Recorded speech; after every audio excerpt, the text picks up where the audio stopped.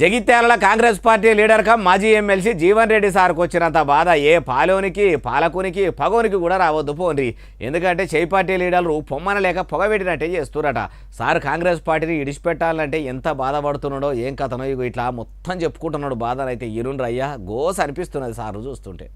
నిజంగానే పార్టీ వీడేట పరిస్థితి ఏర్పడటం నాకెంత బాధాకరమని చెప్పంటే 4 దశాబ్దాల అనుబంధాన్ని తెంచుకోవటం మామూలు విషయం కాదు కదనే.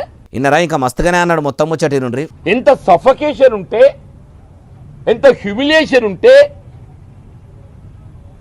మరి అటువంటి నిర్ణయం తీసుకునే ఒక ఆలోచన వస్తుంది. ఇన్నరా పార్టీ మారాలనే ఆలోచన వచ్చిందంటే ఎంత బాధ అయితే వస్తుంది, ఎంత మనసు ఖరాబ్ అయితే వస్తుందని ఇట్లా శాననే బాధపడ్డాడు. ఇంకా మస్తుగానే చెప్పుకొచ్చాడు మొత్తం ముచ్చటి నుండి. చేసేదంతా చేసుకుంటా మళ్ళీ ఏదో శ్రీరంగ నీతులు చెప్పినట్టు మాట్లాడితే ఆశ్చర్యం కలుగుతుందని చెప్పంటాను నేను. పార్టీల పక్కకు పెట్టుకుంటేనే పార్టీ మారుతామని చెప్తే మీరు పార్టీలో ఉండేలా అన్నట్టు చేస్తురట. అయ్యా మాజీ ఎమ్మెల్సీ జీవన్ రెడ్డి సారు మలి సర్కారు ఏలుబడిలకు వచ్చిన కాడ నుంచి మిమ్మల్ని పక్కకు పెడుతురు.